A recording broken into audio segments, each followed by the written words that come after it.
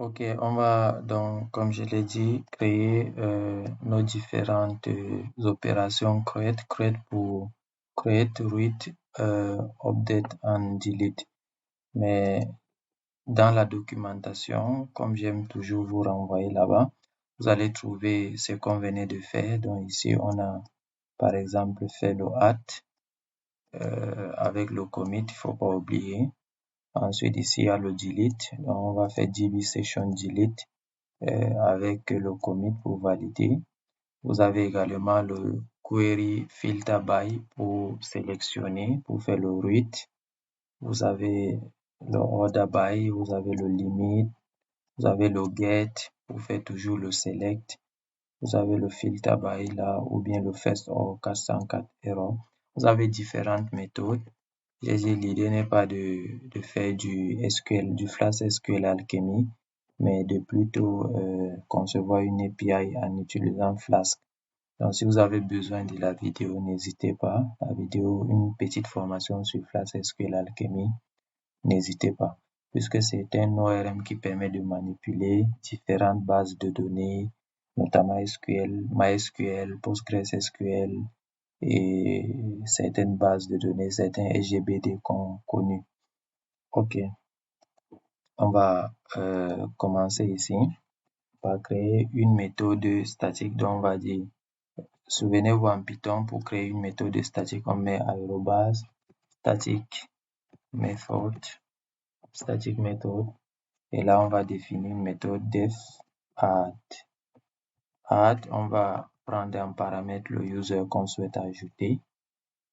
En fait, le user qu'on va ajouter aura quelque chose comme user avec les différents attributs, username, email et password. Chacun avec sa valeur. Donc, c'est comme ça. Donc, comme vous le savez, on va être très prudent. On va faire du try. On va essayer de faire db.session.add de ce user qu'on a récupéré en paramètre. On va essayer de faire db.session.commit. Et là, si tout se passe bien, on va retourner. On va return true. Sinon, on va faire except. En cas d'exception, on va aller de façon globale, exception as E. Donc, s'il y a une exception, on va retourner false. En fait, true, ça veut dire que tout s'est bien passé. False, ça veut dire que l'ajout de l'utilisateur a échoué. Donc, je préfère gérer ça ici directement dans la classe. Donc, ensuite, on va faire la récupération. Ça, c'est l'ajout de l'utilisateur. C'est vrai, depuis un certain moment, je ne gère pas GitHub. Je ne gère pas GitHub et Git. En fait, Git, autant pour moi. Je pense qu'est-ce que j'ai fait? J'ai créé les classes. J'ai créé les deux tables autant pour moi avec la méthode add. Donc, on va essayer de gérer le Git. Mais là, ça ne vous concerne pas. Je viens dans mon projet. Si vous ne maîtrisez pas Git, ne vous inquiétez pas. Je veux venir dans Source et là, je vais ouvrir mon terminal. Et là, je vais faire Git status pour voir. Donc, on a le fichier app qui a été modifié. Je vais faire Git diff pour voir qu'est-ce qui a été modifié. Vous voyez bien en vert là tout ce que j'ai ajouté. Voilà. Donc, voilà ce qui a été modifié dans mon Git. Et là, j'ai effacé en rouge le hello bonjour. Donc, ce que je vais faire,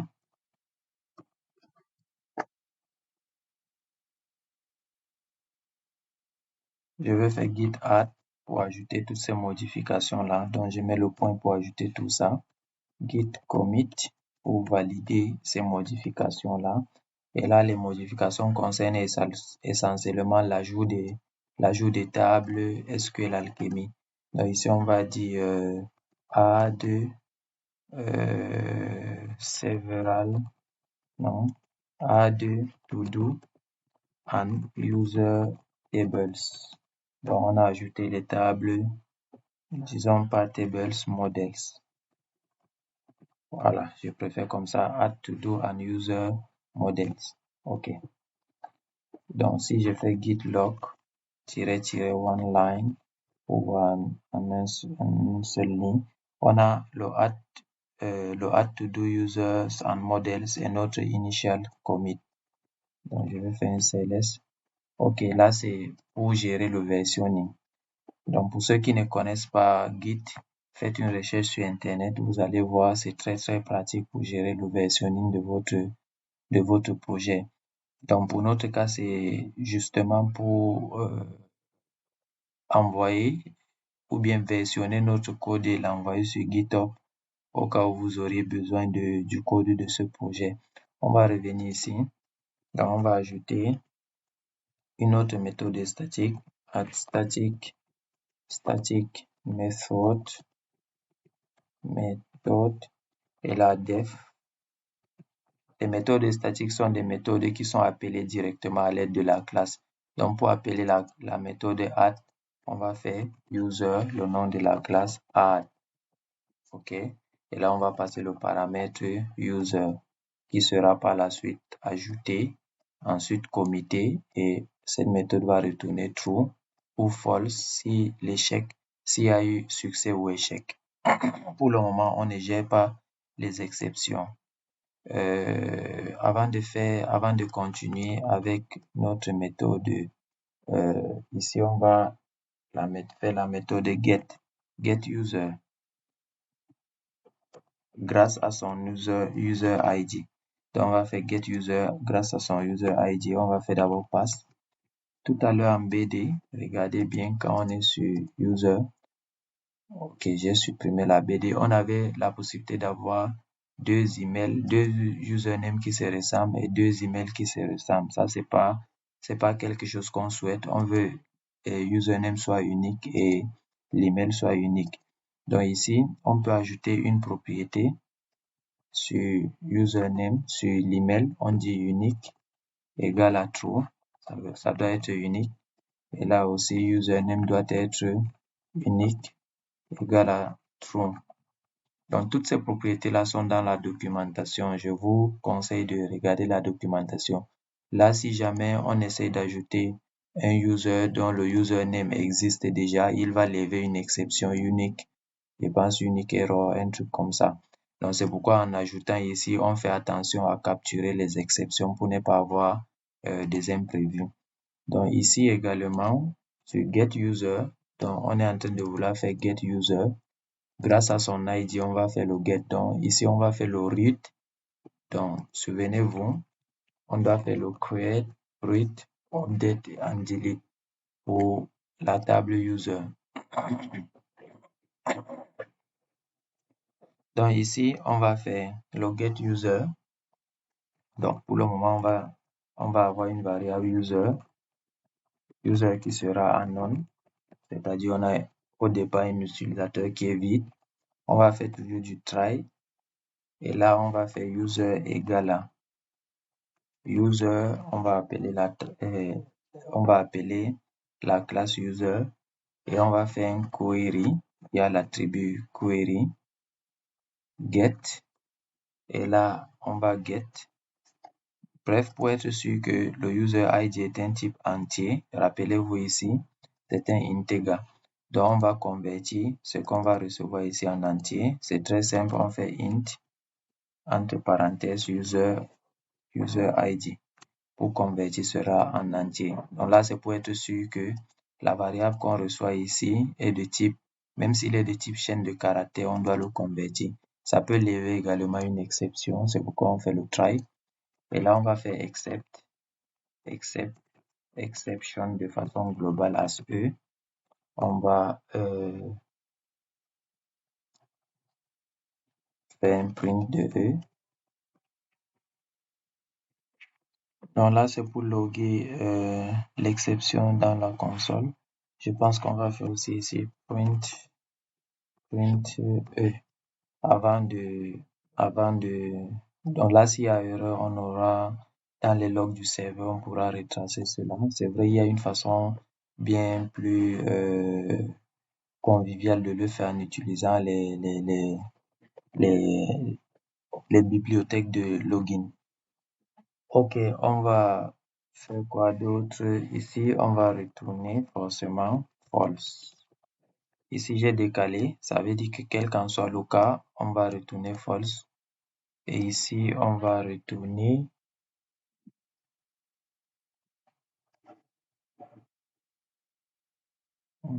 qu'est-ce que je dis? On a le user, ok, on a le user qui était en none d'abord. Ensuite, on fait un get de ce user-là. Ok.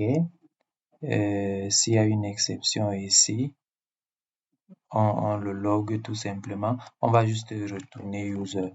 Donc ici, le user qui sera retourné peut être none ou bien un user qui est sélectionné dans la base de données avec tous ces attributs. Autant pour moi. Donc ici, il n'y a pas de false ou true. Donc je pense que c'est correct. On aura le temps de tester ça. On va progresser. La troisième opération qu'on va faire sera introduire un static method. Et là, cette fois-ci, on va faire un get by username. Donc, on va sélectionner l'utilisateur par son username. Et là, on va donner en paramètre le username.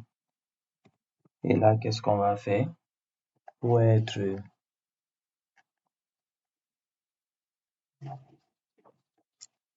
protégé des éventuelles exceptions, on va faire try. Et là, on va aller sur un user. On va d'abord aller sur un user vide parce que l'objectif, c'est de retourner un user par son email. On va mettre user none, c'est-à-dire on a un user qui est vide. Je pense pas que sur Python, il y a nul, hein? Nul. Voilà, l'équivalent, c'est none. Et là, on va dire user, le user qu'on souhaite récupérer sera égal à user point. On va toujours utiliser query point filter by. Il y a la méthode filter by pour sélectionner par username égal à username qui est en paramètre ici. Donc, l'attribut username qui est le nom de la colonne doit être égal à username qu'on a passé en paramètre. Et là, on veut un seul utilisateur, dont je mets first. On veut juste le premier utilisateur. Et je pense que c'est bon. On va faire un except, on va exception as E. Et là, on va faire un print pour loguer l'exception. Et on va décaler ici, on va retourner de toute façon le user. Donc, soit on retourne le user qu'on a récupéré ici, soit on retourne le user qui est non ici, après avoir fait un try. OK.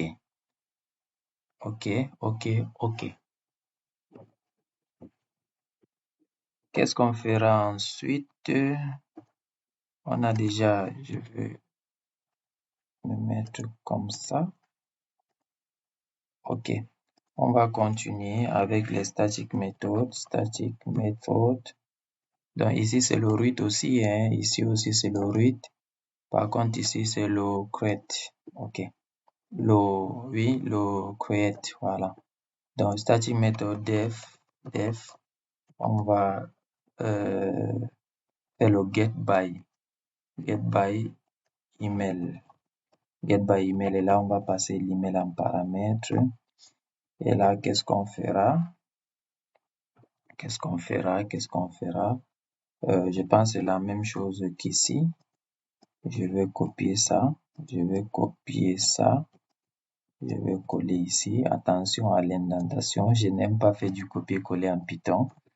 OK. Et le user sera à 0. Et là, on va faire query filter by. Cette fois-ci, email tout court. Ça sera égal à l'email qu'on va passer en paramètre. On va prendre le first. Et on va print l'exception s'il y a erreur ou retourner le user si jamais il n'y a pas si jamais le try a réussi et qu'on a pu récupérer le user. Ok, je pense que ça c'est aussi bon. On va tester ça, hein, ne vous inquiétez pas. Get username, on va faire, rappelez-vous dans notre application, on peut se connecter soit à partir du username ou bien de l'email. Donc, on va créer une méthode personnalisée qui va faire le get by username or email. Donc, on va toujours faire un static method def get by username or email. Moi, j'aime bien écrire tous les noms de mes méthodes. Donc, et là, on va dire user égale à none, toujours, égale à mon clavier QWERTY me dérange. Je ne suis pas habitué, on va faire try. Je pense qu'il y a une extension Python qui me permet de faire le try except directement. Je vais voir. Python. Bon, je suis pas connecté. Bon, on va réessayer. User égale à user la classe point query point filter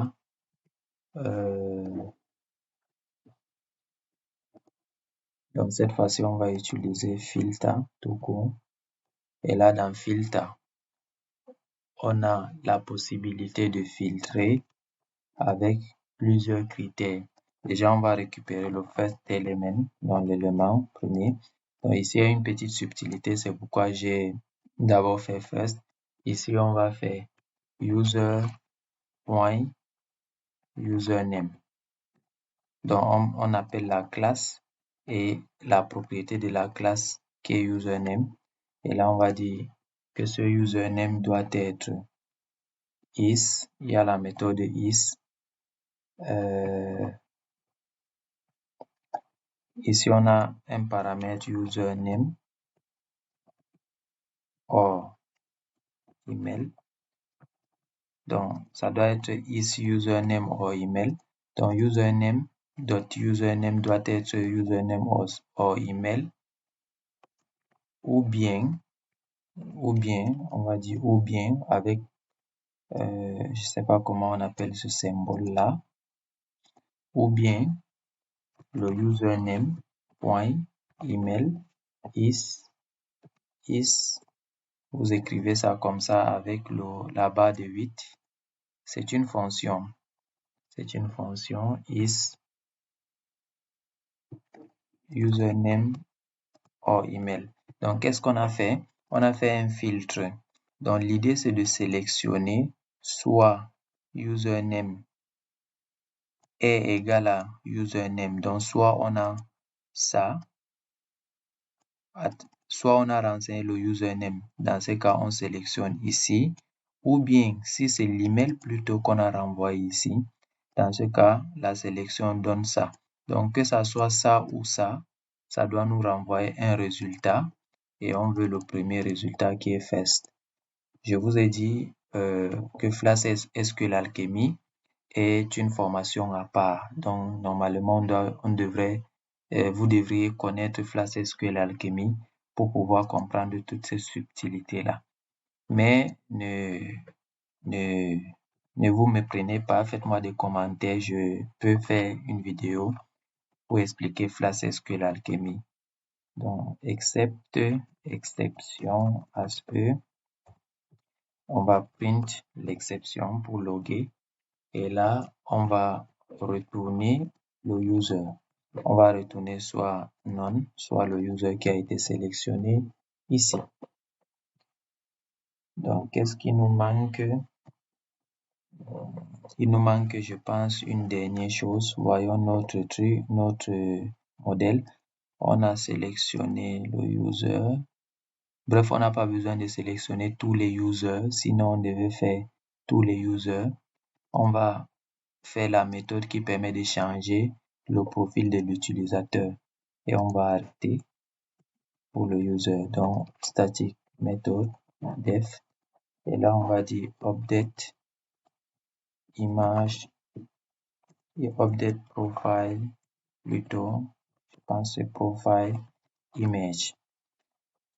Et là, on va donner le user ID, c'est-à-dire l'utilisateur qui est en train de modifier son profil, et le new image, la nouvelle image. Et là, qu'est-ce qu'on va faire? On va d'abord faire user égale à, donc on va sélectionner le user en question. Je vais vous montrer la documentation de comment modifier un élément. Donc, l'idée, c'est que vous faites la sélection d'abord. Ensuite, vous accédez à l'attribut de l'élément. Je pense qu'on peut avoir ça ici. Insert deleting. OK. OK, je ne vois pas ça ici. Bref, je ne veux pas parcourir la documentation. On va faire user. On va faire user.query. Donc, on va d'abord sélectionner l'utilisateur .query get. On va faire une conversion de user ID. Donc, ici, on est en train de faire user query get. On est en train de sélectionner l'utilisateur ci là, n'est-ce pas? Donc, on va faire donc try.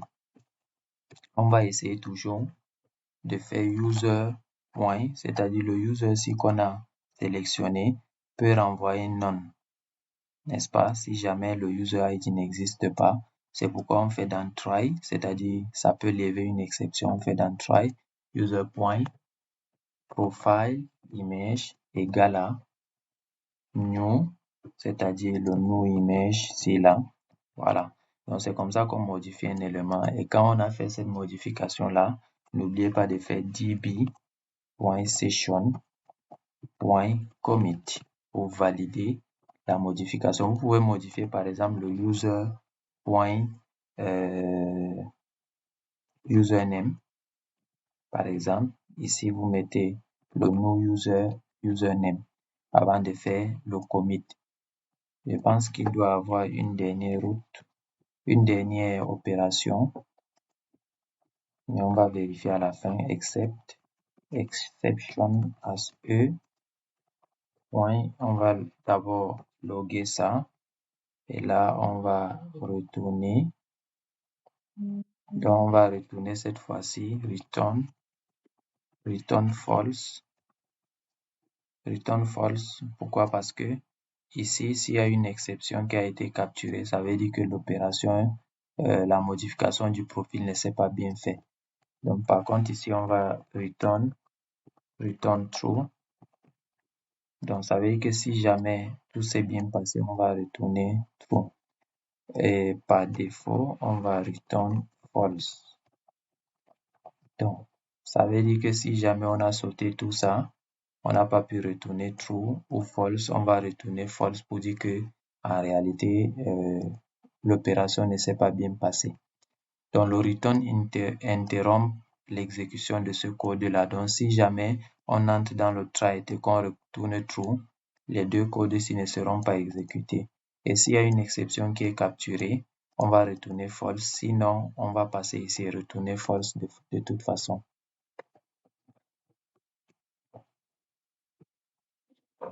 Donc, je pense que c'est tout pour les opérations sur le user. On peut revenir peut-être s'il y a d'autres choses à ajouter. Donc, on va se donner rendez-vous à la prochaine vidéo pour tester ça.